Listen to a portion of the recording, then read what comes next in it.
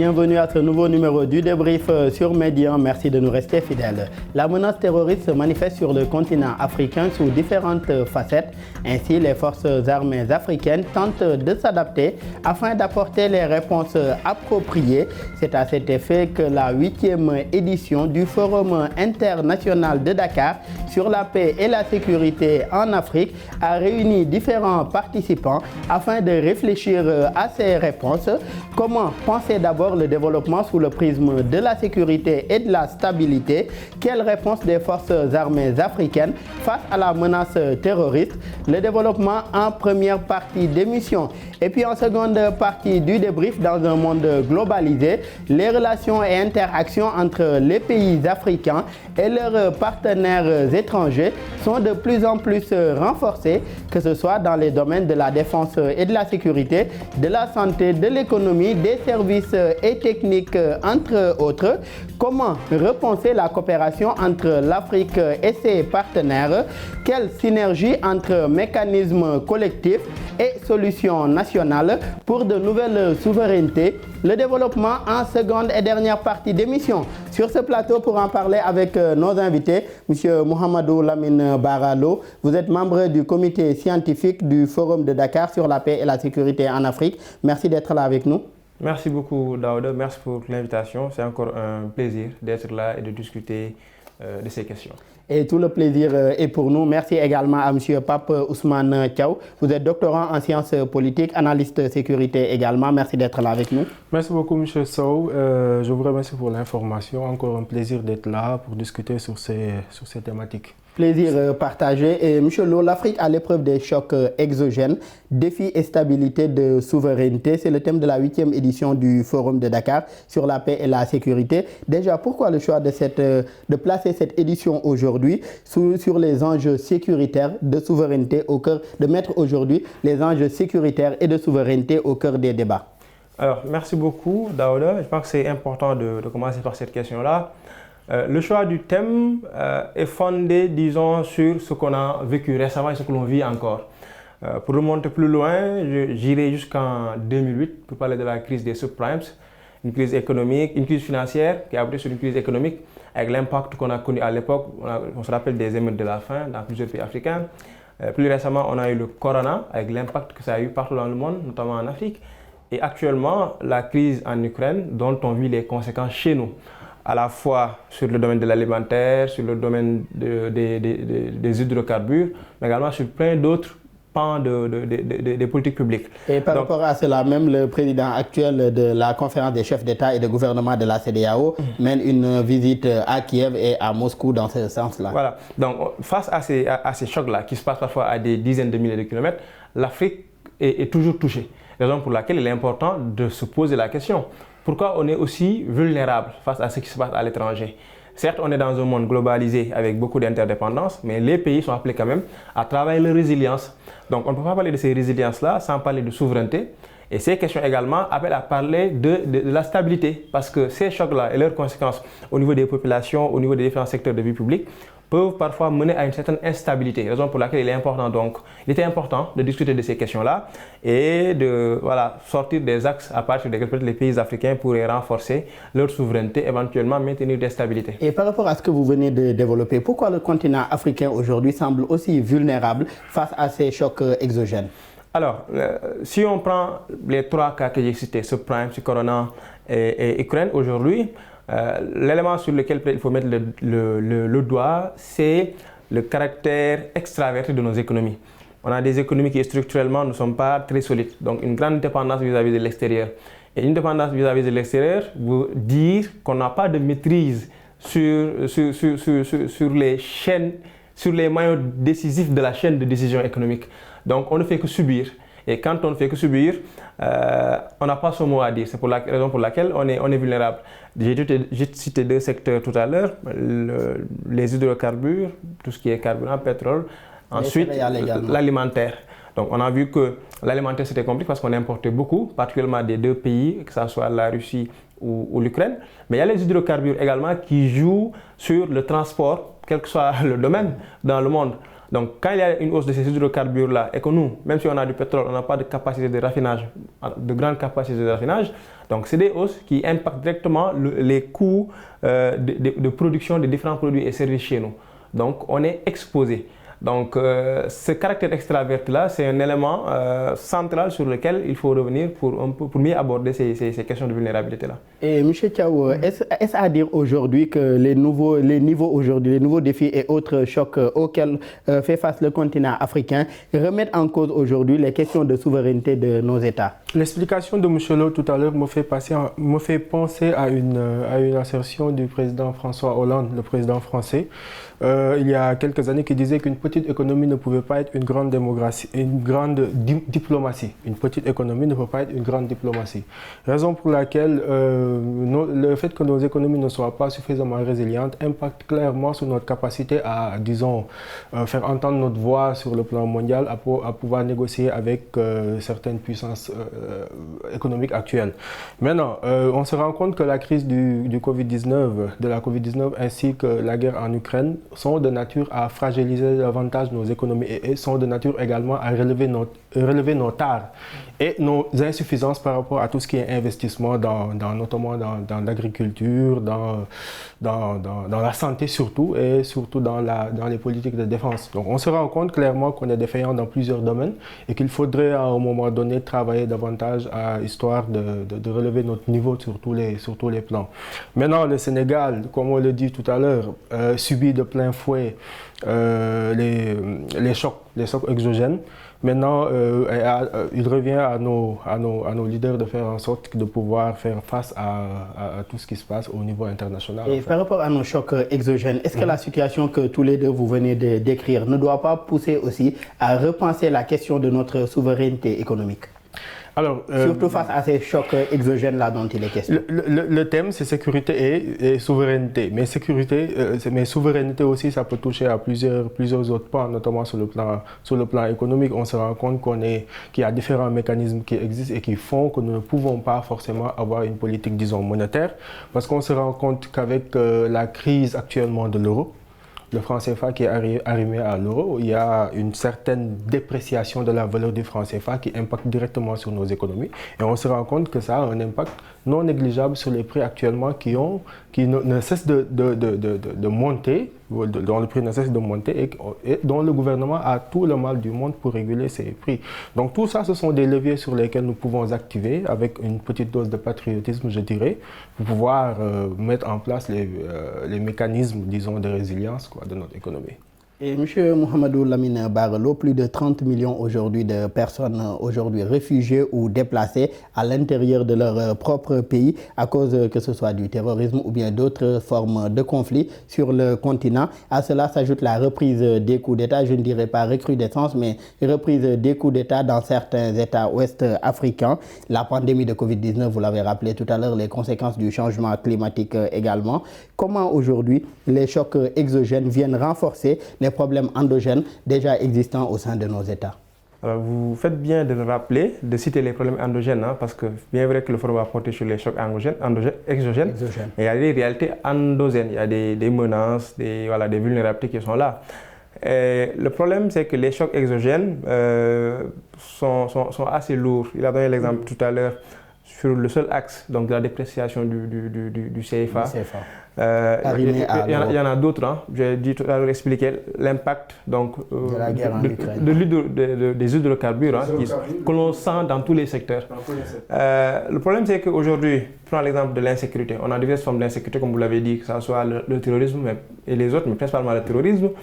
On voit que dans les causes profondes de ce terrorisme-là, on va avoir la pauvreté, l'exclusion sociale, toutes ces questions-là.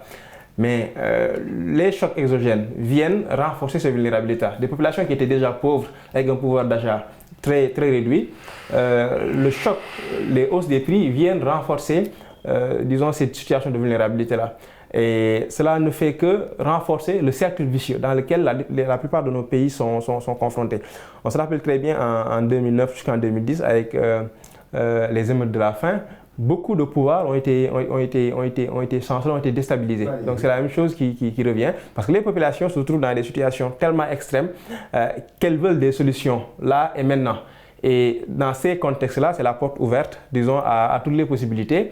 Certaines saisissent ces occasions-là pour renverser des pouvoirs, pour des raisons parfois qui peuvent tenir d'une sorte de pouvoir, mais qui sont maquillées et justifiées par des réalités que les populations vivent au quotidien et à cause desquelles ces populations-là peuvent fermer les yeux sur les autres motivations de ces acteurs-là. Et la plupart de ces questions également abordées lors de ce forum de Dakar pour réfléchir ensemble aujourd'hui à des pistes de solutions face à ces situations qui se présentent. Un forum qui a réuni aujourd'hui des spécialistes des questions de sécurité, des acteurs aujourd'hui du secteur privé, de la jeunesse, des femmes et d'autres acteurs aujourd'hui pour ensemble mener cette réflexion. D'ailleurs, au cours de cette rencontre, l'hôte aujourd'hui de l'événement, à savoir le président Macky Sall, également président en exercice de l'Union africaine, a appelé aujourd'hui les Nations Unies à revoir aujourd'hui le système onusien pour ce qui est de la situation, surtout de cette question de la menace terroriste sur le continent, en intégrant aujourd'hui aux missions de paix, de maintien de la paix sur le continent, la question de la lutte contre le terrorisme. Comment aujourd'hui y arriver? Alors, le président Macky Sall est revenu sur un débat qui n'est pas nouveau, mais qui est important, et je pense que de sa position de président de la conférence des chefs d'État, il était indiqué qu'il revient dessus, c'est la question de la réforme du Conseil de sécurité des Nations Unies. Il est revenu sur la légitimité de cette demande-là, parce que nous sommes dans une institution internationale, supranationale très forte, mais qui est encore calquée sur des réalités de pouvoir qui datent de 70 ans derrière. Le monde a évolué depuis lors. Avec les vainqueurs de la Seconde Guerre mondiale. Mais le monde a évolué, la guerre froide est passée par là entre-temps, il y a eu l'avènement du terrorisme et l'émergence de nouvelles puissances. Donc aujourd'hui, il serait peut-être important que le Conseil de sécurité des Nations Unies, organe politique très fort, puisse refléter cette réalité du monde-là. Parce que si le Conseil de sécurité continue d'être arrimé à la réalité des années de 1945, cela va appeler à la contestation. Contestation de qui? D'une partie importante du monde. L'Afrique aujourd'hui, c'est plus d'une cinquantaine de pays, et l'Afrique n'a pas à savoir dans ce Conseil de sécurité-là, ce qui n'est pas explicable. Tout un continent qui n'y est pas représenté. Au-delà de l'Afrique également, il y a d'autres acteurs qui appellent aujourd'hui à cette réforme, que ce soit l'Allemagne, que ce soit l'Inde, que ce soit le Brésil, pour des raisons politiques aussi que l'on peut comprendre. La Turquie de même. Mais aujourd'hui, ce Conseil de sécurité doit être réformé pour que les Africains puissent être représentés, mais également pour que d'autres puissances puissent y être représentées. C'est une volonté commune qui appelle peut-être à des alliances entre ces différents acteurs-là. L'autre point aussi en termes de réforme et que vous avez cité, c'est par rapport aux missions de maintien de la paix, ce qui est tout à fait vrai. L'Afrique reçoit la plus grande partie de ces missions-là. Et ce que l'on voit aujourd'hui, c'est que c'est des missions qui, du point des capacités militaires et des attributions, ne répondent pas aux défis sur le terrain. Et on y met beaucoup d'argent. Donc il faut changer. On ne peut pas avoir des missions onusiennes qui sont attaquées par des groupes et qui manquent de capacité pour mener la riposte. C'est des missions qui sont censées... Et qui sont assistées par d'autres forces étrangères aujourd'hui, présentes dans ces pays pour les aider à faire face à ces attaques-là. C'est ce qui c'est souvent. On donne des mandats à d'autres forces pour pouvoir renforcer la sécurité. Donc aujourd'hui, ces moyens immenses qui sont dépensés devraient pouvoir à renforcer les mandats. Déjà, dans la doctrine onusienne, il y a le concept de mandat robuste. Donc aujourd'hui, il faudrait renforcer, aller sur des mandats robustes, mais c'est renforcer les compétences et les attributions pour que ces forces-là soient dans une logique beaucoup plus offensive. Maintenant, ça a une dimension politique qu'il faudra vraiment voir, mais c'est vers là qu'il faut aller, ou à défaut, comme l'a dit le président de la République et d'autres penseurs sur ces questions-là, que ce budget onusien-là, que ces fonds-là puissent renforcer les capacités des armées africaines pour qu'elles-mêmes déjà à leur niveau puissent apporter des réponses idoines. Et ce qui doit amener également à repenser même ce multipartisme, comme l'a demandé aussi le président Macky Sall, le président aussi de l'Union africaine. Selon vous, Thiaw, qu'est-ce qui fait retarder aujourd'hui le fait que l'Organisation des Nations Unies, surtout son Conseil de sécurité, s'adapte aujourd'hui aux nouvelles réalités du monde? Puisque M. Lo l'a rappelé tout à l'heure, beaucoup de choses ont changé aujourd'hui, entre-temps, entre la Deuxième Guerre mondiale, entre la guerre froide, entre la chute du mur de Berlin et tout. Mais jusqu'à présent, c'est aujourd'hui, c'est au sortir de tous ces événements, on a ce même Conseil de sécurité qui refuse de s'adapter par rapport à ces nouvelles réalités. Qu'est-ce qui explique cela selon vous? Oui, quand M. Lo parlait tout à l'heure du Conseil de sécurité comme étant un organe politique, ça veut dire beaucoup de choses. Quand on parle de politique qui s'invite dans un organe, ça veut dire un endroit où se meuvent des intérêts divergents et avec des acteurs hétérogènes qui sont censés défendre leurs intérêts au sein de cet organe.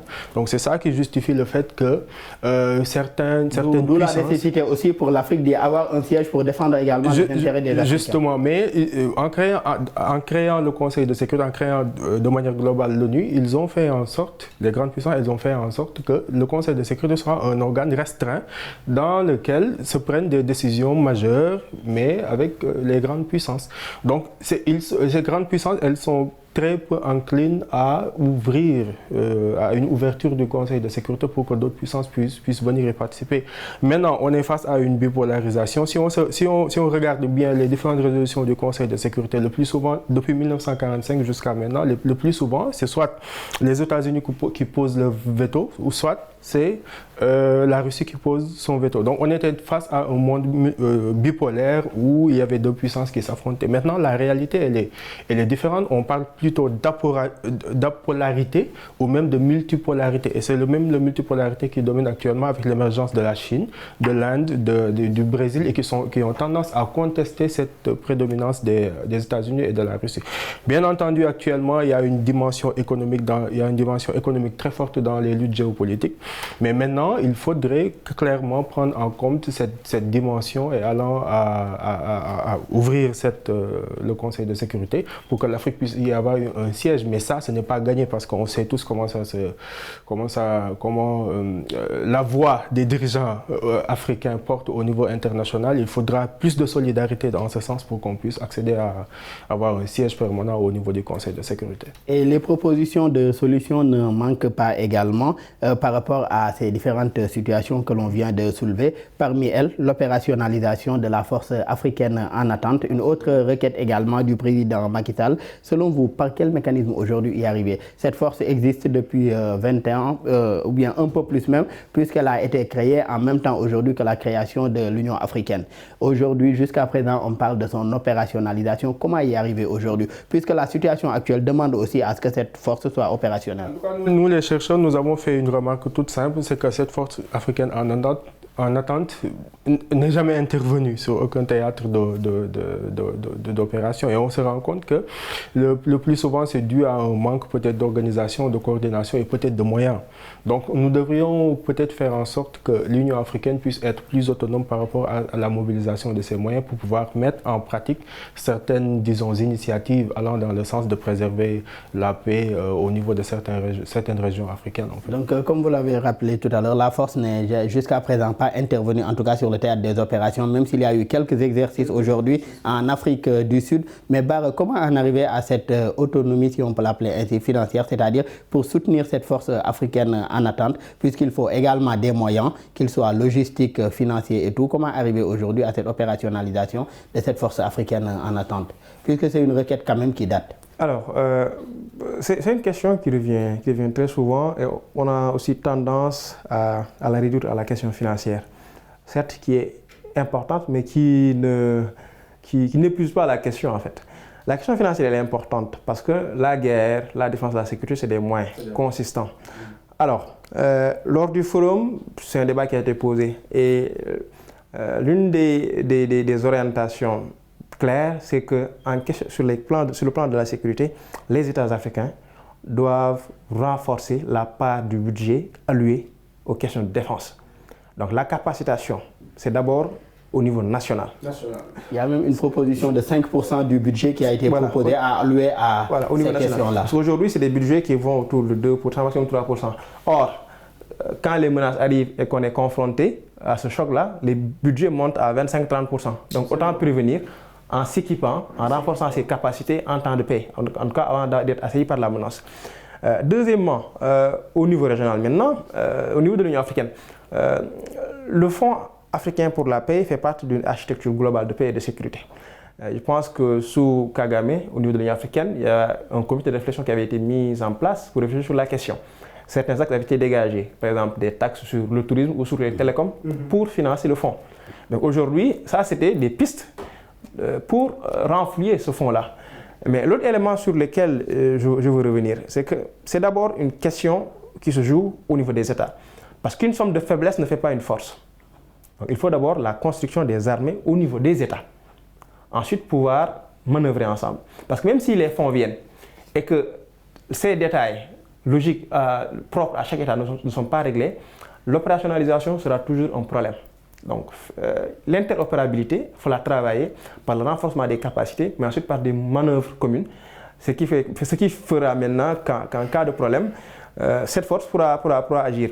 Maintenant, par rapport à l'existence ou à l'intervention d'une force africaine en attente, sa mise en œuvre sur le terrain, on peut quand même nuancer, parce que dans le cadre de la Gambie en 2017, c'est la CEDEAO qui est intervenue. Et la force de la CEDEAO, c'est une brigade régionale qui est élément de la force africaine en attente, selon le principe de subsidiarité qui fonde donc l'existence de ces forces-là. Mais la question ne s'épuise pas seulement sur la question des finances, il y a d'autres questions propres disons, à la professionnalisation des armées qu'il faut régler pour qu'on puisse manœuvrer ensemble. Et pour ce qui est de cette professionnalisation-là, comment y arriver? Puisqu'on voit aussi quelques problèmes qui se posent par rapport à cela. On voit aujourd'hui des régiments dans certains pays, des régiments qui peuvent être aujourd'hui un peu plus puissants que certains autres corps de l'armée, ou bien complètement détachés aujourd'hui de ces corps-là, ou bien aujourd'hui une certaine ethnicisation ou d'autres, en tout cas, considérations qui entrent en jeu par rapport à l'armée qui a aujourd'hui l'obligation d'être une armée républicaine. Comment aujourd'hui aller vers cette professionnalisation de nos forces armées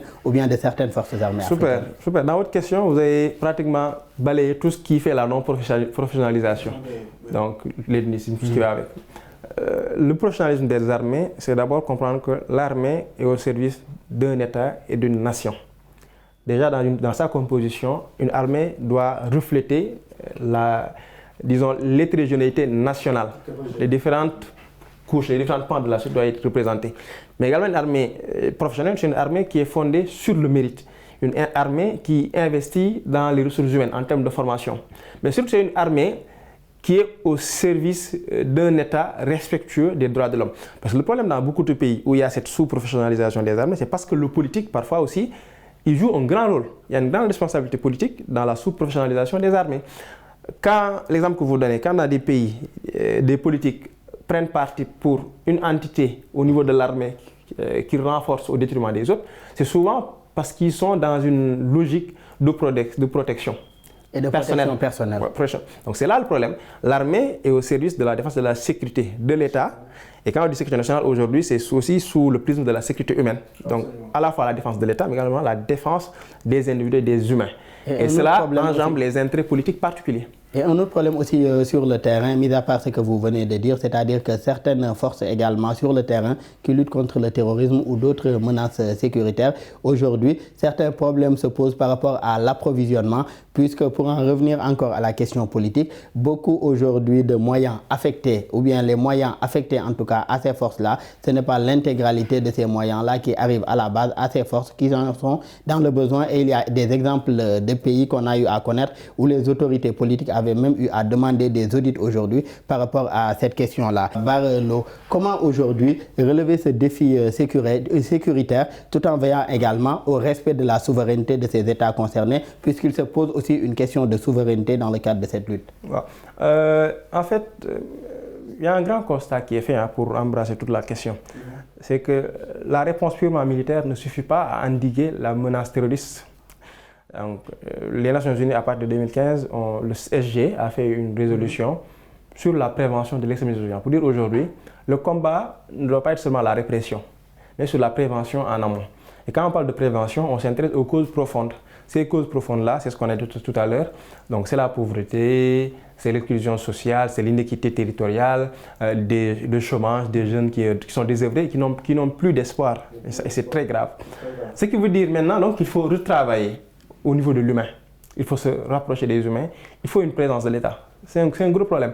Il y a beaucoup d'études qui sont faites sur le Sahel et ce qui revient très souvent, c'est l'absence de l'État ou la mauvaise présence de l'État. Parfois l'État est présent, mais que sous l'angle de la répression. Ce qui fait que lorsqu'il y a des alternatives d'institutions, d'organisations, les gens parfois sont tentés d'aller voir ce que ça donne. Donc aujourd'hui, il faut jouer sur cette prévention-là. Il y a une phrase que j'ai retenue dans le forum. Quelqu'un a dit, on parle beaucoup de démocratie politique, il faudrait maintenant penser à la démocratie sociale.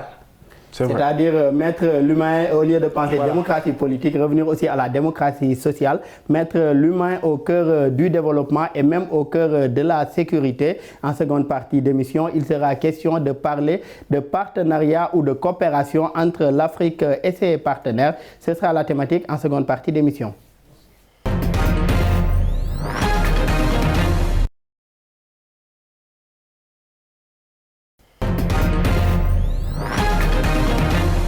De retour sur le plateau de Médian pour la seconde et dernière partie du débrief. Pape Ousmane Thiaw, aujourd'hui sur le continent africain, se mène une certaine bataille géopolitique entre surtout partenaires étrangers. Déjà, quelle lecture faites-vous d'abord de cette situation? Alors, sur le plan sécuritaire, l'Afrique est une zone d'expérimentation de plusieurs stratégies politiques, notamment de la part de certaines puissances comme la Russie, la France, les États-Unis. Le Sahel constitue un endroit où, à travers les différents partenariats qui peuvent s'y former, il y a beaucoup de choses à faire valoir, notamment sur le plan de la puissance. Par exemple, je donne juste un exemple, la Russie considère actuellement le Sahel comme étant un endroit où elle peut faire valoir sa politique, histoire de un peu enquiquiner la France par exemple. Donc elle n'hésite pas forcément à intervenir dedans, et à intervenir au Sahel et trouver de nouveaux partenaires, histoire de pouvoir faire valoir sa voix sur la scène internationale. Donc, actuellement au Sahel, oui, c'est un terrain d'expérimentation assez intéressant pour les grandes puissances mondiales par rapport à tout ce qui est stratégie de sécurisation des zones, notamment la zone des 3 frontières. Et M. Lo, quelle posture aujourd'hui de ces autorités africaines face à cette bataille géopolitique qui se mène sur le continent et qui des fois impacte même sur les relations bilatérales entre États africains? L'une des recommandations en tout cas, qui est sortie des travaux du forum, c'est de faire en sorte que l'Afrique ne soit pas le réceptacle des batailles ou des guerres entre puissances. C'est très important. Et ces guerres par procuration ne sont pas nouvelles en Afrique. On les a connues sous une forme beaucoup plus violente, beaucoup plus frontale. Aujourd'hui aussi, ces guerres reviennent à travers, déjà l'orientation des partenariats en termes de sécurité. Mais c'est une grosse menace. On est dans un contexte où il faut des blocs forts pour exister. Le multilatéralisme, on y va parce qu'on sait que c'est la voie pour rester fort dans un monde de compétition et de concurrence.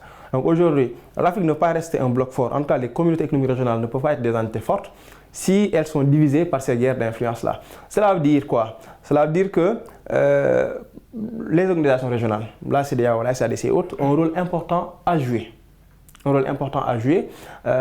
Pour veiller, disons, sur les règles communautaires, notamment les règles de respect de démocratie. Parce que c'est à partir de ces failles-là qu'il y a des vulnérabilités.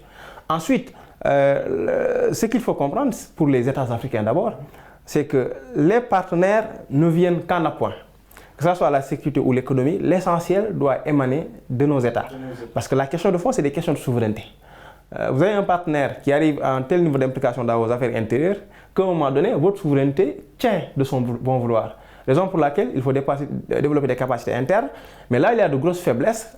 Aller sur une dimension multilatérale pour pouvoir, entre États africains, apporter des solutions ensemble. Parce que la question de fond aussi qui revient sont les questions des agendas. La Russie, la France, les États-Unis, la Turquie. Tous ces pays-là viennent avec des agendas. Par rapport à cette question des agendas-là, est-ce que cette bataille géopolitique également ne menace pas aujourd'hui ce multipartisme dont vous avez parlé tout à l'heure? Je pense que l'exemple le plus parlant, c'est ce qu'on a connu dans la CEDEAO avec le Mali. Et heureusement, je pense que la CEDEAO s'est un peu ressaisie en tout cas sur cette question. Bien vrai qu'elle a pu en tout cas brandir des arguments sur le plan des textes pour justifier les décisions prises, mais on a vu là où ça pouvait nous mener dans un contexte où on a des opinions publiques qui carburent à la volonté, à la vitesse d'Internet et qui sont décisives, qui prennent des initiatives. Donc aujourd'hui, c'est de gros risques par rapport au maintien de ces organisations régionales-là. Raison pour laquelle ces organisations également doivent pouvoir anticiper. Parce qu'il y a des griefs quand même qui sont collés à ces organisations et qui ne manquent pas de fondement. Raison pour laquelle donc il faut retravailler cette légitimité-là, retravailler l'image pour que les acquis en termes d'intégration soient maintenus et qu'on puisse relever de nouveaux défis à partir de l'intégration. Et par rapport au fait de se ressaisir, surtout pour ce qui est de la CEDEAO, on a vu aussi qu'il y a eu beaucoup d'évolutions pour ce qui est de leurs décisions à la suite des différents coups d'État enregistrés après les 2 coups d'État au Mali, surtout pour ce qui est des décisions qu'ils avaient prises avec directement aller vers les sanctions. Aujourd'hui, les décisions ont beaucoup plus évolué et s'adaptent beaucoup plus par rapport à ces nouvelles réalités qui s'imposaient à elles. Je veux bien sûr parler de la CEDEAO. Aujourd'hui, Pape Ousmane Thiaw, faut-il réformer ou juste revoir la coopération entre l'Afrique et ses partenaires dans le secteur de la défense et de la sécurité? Puisque Barelo l'a rappelé tout à l'heure, aujourd'hui un partenaire, il peut arriver à un certain niveau où ce que la dépendance aujourd'hui de cet État ou bien de cette nation vis-à-vis de ce partenaire, il y relève même une question de souveraineté de cette entité ou bien de cet État-là par rapport aux partenaires. Certains ont tendance à un peu négliger la dimension économique dans le cadre d'une coopération entre 2 pays, notamment sur le plan sécuritaire. Mais on a un adage très simple qui dit que qui paye commande. En fait, il est important pour un État de pouvoir trouver des solutions de financement endogènes afin de pouvoir avoir une politique sécuritaire efficiente. Et c'est comme ça qu'on peut faire en sorte que les partenaires étrangers ne puissent pas avoir un impact prépondérant dans notre politique de sécurité. La raison pour laquelle la plupart des Africains ont des problèmes n'ont pas la possibilité, c'est-à-dire que ont des partenaires étrangers qui ont une influence, disons, non négligeable dans leur politique intérieure, c'est tout simplement parce que ces pays africains n'ont pas suffisamment de ressources pour pouvoir prendre en compte les politiques de sécurité en collaboration avec les autres pays, disons, et par rapport voisins. À ce que vous venez donc, la dimension économique, à ce que vous venez d'évoquer, donc faut-il aller vers une réforme aujourd'hui de ces partenariats ou juste les revoir pour les adapter à l'intégrité ou bien au respect de la souveraineté de ces donc justement, la dimension économique, elle est importante. En ce sens, la proposition de M. Le, elle est pertinente. Le tout simple fait de relever le budget de défense des États, passant de 2-3% à 5%, peut être un début de solution. Et ensuite, chercher par rapport à, par exemple, si un État dispose de ressources naturelles, pourquoi pas inscrire dans les lois disons, dans le budget ou dans les lois de partage de ces ressources, faire en sorte qu'une partie de ces ressources puisse servir à maintenir la sécurité et la sécurisation des frontières de ces pays. Et ça, c'est important. En fait, ce sont des débuts de solutions qui peuvent être exploités.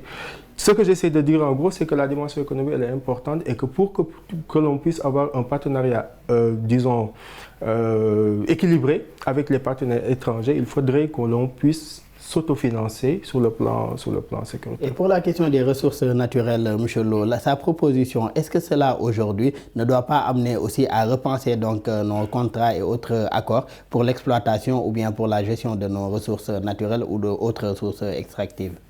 Pour ce qui est des ressources, on a souvent tendance, pour ce qui concerne l'Afrique, à parler de ressources problématiques, des ressources qui amènent que la guerre ou la déstabilisation. Et certains même parlent de malédiction du pétrole ou de malédiction des ressources. C'est le mot que je cherchais. Mais en réalité, il est important de réformer. Ça, je pense que c'est important pour ce qui est des revenus des Africains concernant le peuple de source. Maintenant, la confusion qu'il faut éviter, c'est de confondre, c'est vraiment de considérer des ressources potentielles comme des capacités additionnelles. Il y a une différence entre avoir des ressources et avoir des capacités financières qui sortent de ces ressources-là. Entre les deux, il y a de gros efforts de formation de ressources humaines, mais également de capacitation technique. Donc ça veut dire que pour que l'Afrique gagne davantage dans ses ressources, il faut que l'Afrique investisse dans ces pans-là. Sinon, il sera difficile de renverser la tendance. Maintenant, pour ce qui est des partenariats, il est important que les pays s'investissent, on l'a dit, on l'a répété. En prenant en charge une bonne partie des besoins de capacitation sécuritaire, les pays peuvent garder leur mot vis-à-vis de leurs partenaires. Et la conclusion du forum sur ce point-là, c'est que oui, il nous faut des partenaires parce qu'on est dans un monde multilatéral, mais il faudrait que les orientations de ce partenariat-là puissent émaner des pays africains. C'est eux qui sont confrontés aux problèmes, c'est eux qui vivent les problèmes. Les pays africains ont des solutions pour leurs problèmes. Donc, il faudrait que les partenaires puissent s'aligner sur les orientations des partenaires africains.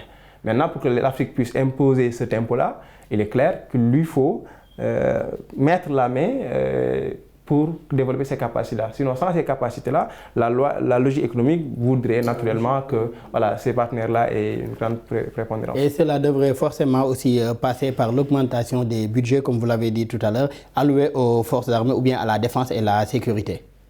Oui, il faut relever ces budgets-là. Et c'était une question tout à l'heure, le rapport entre défense et sécurité. On peut beau discuter de ces questions-là, mais ce qui est clair, c'est que quand il n'y a pas une paix et une stabilité, il est difficile de se développer économiquement.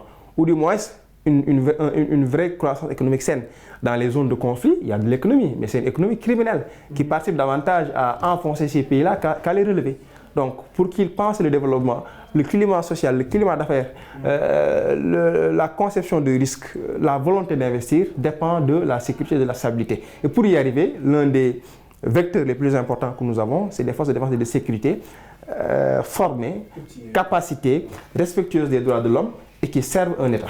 Et d'ailleurs, lors du forum de Dakar sur la paix et la sécurité, tenu les 24 et 25 octobre dernier, le ministre malien des Affaires étrangères et de la coopération, M. Abdoulaye Diop, a invité aujourd'hui les partenaires étrangers à ne pas faire primer les considérations géopolitiques sur la vie des populations. L'exemple qu'il a eu à donner, c'est le G5 Sahel et le fait que l'organisation aujourd'hui n'avait pu mobiliser des partenaires que 600 millions de dollars. Alors que pour ce qu'on a vu au niveau de la guerre entre l'Ukraine et la Russie, 8 milliards aujourd'hui de dollars ont été mobilisés par ces mêmes partenaires étrangers-là. Est-ce que cela aujourd'hui ne devrait pas inviter à repenser ou bien à davantage renforcer le partenariat aussi sud-sud entre ces États-là, surtout sur les questions de défense et de sécurité? M. Diop est connu comme étant quelqu'un qui secoue le cocotier. À chaque fois, il a tendance à poser les questions peut-être qui fâchent, mais qui font réfléchir. Alors, il a expliqué, mais sur le plan purement géopolitique,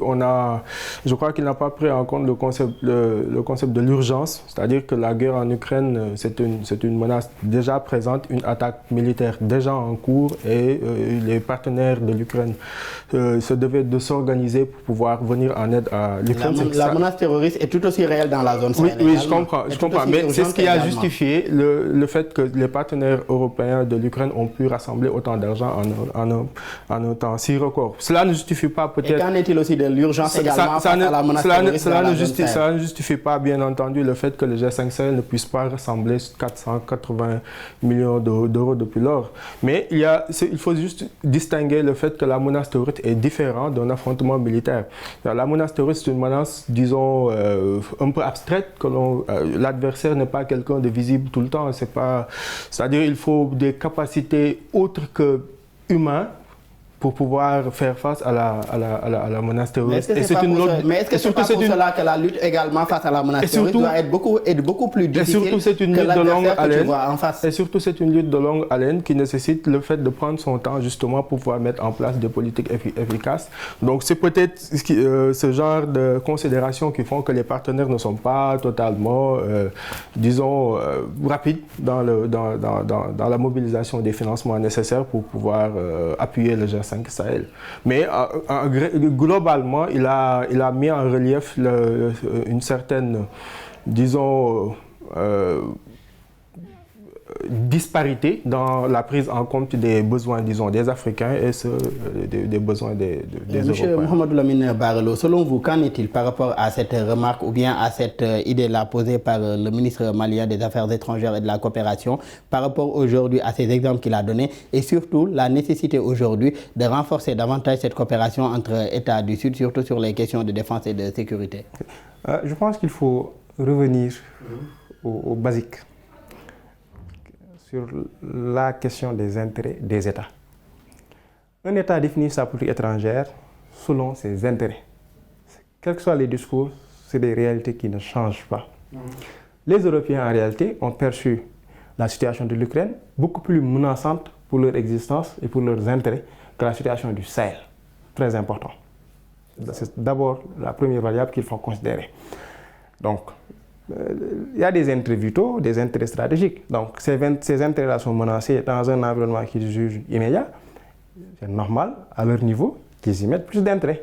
Donc la question maintenant, c'est nous. Comment est-ce qu'on perçoit nos intérêts et qu'est-ce qu'on dégage comme moyen pour la prise en compte de nos intérêts? Cela pose un grand débat. D'ailleurs, je reviens sur les travaux du forum. La remarque qui a été faite, c'est quoi?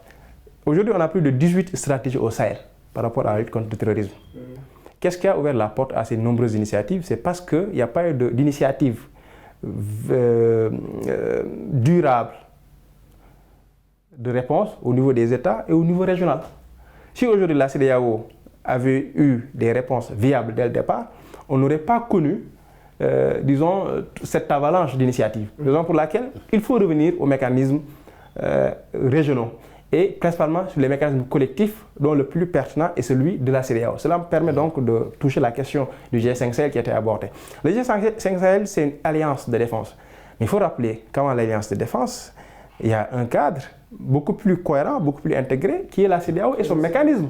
La CEDEAO est à la fois un organisme qui travaille sur la défense. Donc, est-ce qu'en quelque sorte, le G5 Sahel ne fait pas aussi doublon par rapport à ce mécanisme, ou bien ces mécanismes existants au niveau de la CEDEAO? C'est la réalité. La remarque, c'est qu'on a plusieurs initiatives qui sont nombreuses, mais dont la multiplicité impacte même la qualité. Un État est engagé sur plusieurs initiatives. Il y a un problème de qualité même. Ce qui fait qu'il faut recentrer les efforts sur le mécanisme régional, et je le rappelle, qui est cohérent. Parce que la CEDEAO travaille sur des questions politiques, économiques, sociales et de sécurité. Il y a une réponse d'ensemble. La lutte contre le terrorisme, ce n'est pas seulement l'action militaire, c'est la prévention qui passe par ces pans-là que la CEDEAO prend en charge. C'est pourquoi la réponse la plus cohérente est celle de la CEDEAO. Et cette réponse qui vient de l'organisation régionale, disons, permet une puissance politique beaucoup plus importante. Donc c'est un cadre intégré. La CEDEAO, il ne faut pas l'oublier, par principe de subsidiarité, c'est l'UA, sont les Nations Unies. Donc c'est un cadre qui répond le mieux et qui permet de garder le groupe. Le G5 Sahel, c'est un groupe de 5 pays qui, à l'échelle de la CEDEAO, déjà n'est pas important. Maintenant 4 avec le retrait du Mali. Déjà avec le retrait du Mali, en réalité, il n'y a plus de G5 Sahel. Parce que la Mauritanie est isolée. Elle n'est plus dans le G5. Ce qui sert à la Mauritanie de point de contact avec les autres pays du G5 Sahel, c'est le Mali. Donc sans le Mali, il n'y a pas vraiment de G5 Sahel. Donc aujourd'hui, il faudrait que la CEDEAO puisse reprendre son leadership. C'est ça le vrai débat. La CEDEAO reprend son leadership sur la question de la lutte contre le terrorisme. Et à ce niveau, on revient sur la question financière. Parce que la CEDEAO, depuis 2013, a sorti une stratégie. À partir de 2020, on a un plan d'urgence pluriannuel 2020-2024 contre le terrorisme. Aujourd'hui, il faut dégager ces fonds-là. Comme j'ai dit tout à l'heure, des fonds au niveau des États en interne, mais également au niveau régional. Et aujourd'hui, on peine à dégager ces fonds-là. Donc, les États doivent faire preuve de bonne volonté, mais d'abord au niveau de la CEDEAO, avant d'aller vers une quelconque alliance qui peut être très contextuelle. Renforcement de la CEDEAO, oui, mais est-ce qu'il ne faudrait pas aussi renforcer les autres organismes, comités économiques régionaux? Parce qu'on a fait un constat, c'est que la zone ouest africaine aujourd'hui, on sent sur le plan politique, sécuritaire et autres, on sent beaucoup plus aujourd'hui la communauté économique régionale de l'Afrique de l'Ouest, c'est-à-dire la CEDEAO, que les autres communautés économiques régionales des autres États. Est-ce qu'il ne faudrait pas aller aussi vers ce renforcement de ces communautés économiques régionales pour mieux les sentir par rapport aux situations présentes dans ces régions dans ces régions africaines, autant pour moi? Avant la dégradation de la situation au Sahel, la CEDEAO était un exemple de collaboration entre les pays africains. La CEDEAO était souvent citée en exemple en Afrique comme étant un exemple de coopération sur le plan économique, sur le plan politique. Mais les différentes, disons, péripéties sécuritaires que nous avons eu à voir avec les différents coups d'État qui ont eu lieu en Guinée, au Burkina et au Mali, ont contribué à fragiliser un tout petit peu la perception de la CEDEAO, surtout au niveau de la population. Et les différentes décisions qui ont été prises depuis lors ont contribué aussi à un peu délégitimer, parce que c'est le mot juste, l'action de la CEDEAO au niveau du Sahel, au niveau des pays de l'Afrique de l'Ouest. Et ça, la CEDEAO devrait actuellement faire en sorte de retrouver un tout petit peu, de retravailler cette légitimité, comme il l'a dit tout à l'heure, retravailler cette légitimité, poser des actes forts allant dans le sens d'encourager et de promouvoir la démocratie et la bonne gouvernance, de telle sorte que cette organisation pourra récupérer un tout petit peu de la confiance qui est un peu perdue à l'égard par rapport aux opinions. Qu'en est-il aussi des autres communautés économiques régionales, puisque nous parlons aussi de l'Afrique en général? La CEDEAO, c'est juste la région ouest africaine. Mais non, la trajectoire qu'avait prise la CEDEAO, elle était déjà citée en exemple et commençait déjà à inspirer d'autres organisations au niveau de l'Afrique centrale et de l'Afrique australe. Maintenant, si la CEDEAO parvient à je ne sais pas si c'est le mot juste, mais retrouver ses lettres de noblesse. Et elle pourra, bien entendu, l'expérience de la CEDEAO pourra servir d'exemple aux autres organisations qui pourront s'inspirer de son expérience, aussi bien sur le plan militaire que sur le plan économique, que sur le plan politique, parce que c'est une coopération, bien entendu, qui a porté ses fruits à plusieurs égards. Et Barolo a rappelé tout à l'heure également le principe des intérêts, c'est-à-dire que les États aussi, qu'ils soient des États européens ou africains, ils ont leurs intérêts par rapport à telle ou telle autre situation. Face à cela, comment est-ce que également ces États africains aujourd'hui devraient veiller aussi à défendre leurs intérêts face à cette bataille géopolitique que l'on voit aujourd'hui un peu partout, que ce soit sur le continent africain comme dans d'autres régions du monde? Alors, ce sont des fondamentaux, comme l'a dit tout à l'heure M. Lo, ce sont des fondamentaux. Tout ce qui est souveraineté, intérêt, ce sont des fondamentaux pour n'importe quel État. Mais comme on le dit, c'est une question de volonté politique. Et je suis tenté de reprendre les propos d'Al Gore. Une volonté politique est une énergie renouvelable. Une énergie renouvelable dans le sens où il faut des dirigeants capables de voir d'analyser clairement, disons, la situation nationale et internationale et de pouvoir clairement, sur cette base, choisir les partenaires efficaces avec lesquels collaborer sur certains sujets, notamment sécuritaires. Vous savez, en matière de politique, disons, sécuritaire ou même de politique étrangère, il faut toujours choisir celui qui est capable, le partenaire qui est capable de vous fournir la meilleure expertise tout en n'ayant pas suffisamment trop d'emprise en fait sur vous, notamment sur votre politique intérieure. Et c'est dans cette perspective que doivent aller les pays africains, notamment dans le Sahel. Et est-ce que ce n'est pas le cas qu'on voit aujourd'hui, je vais citer le Mali aujourd'hui, avec la situation actuelle et les autorités de transition, puisque M. Abdoulaye Diop, que ce soit lors du forum ou à la tribune aujourd'hui des Nations Unies, ou bien au Conseil de sécurité même des Nations Unies, c'est ce qu'il rappelle souvent. Le choix ou bien la nécessité pour les États de choisir librement leurs partenaires et le respect également du principe de la souveraineté et de l'intégrité aussi des États. Il le rappelle très souvent et en tout cas, idéalement c'est ça, en théorie c'est ça. Donc un État souverain, d'ailleurs c'est ça la souveraineté. Donc la liberté de ne répondre que de ses engagements sur la scène internationale. C'est un aspect de la souveraineté important.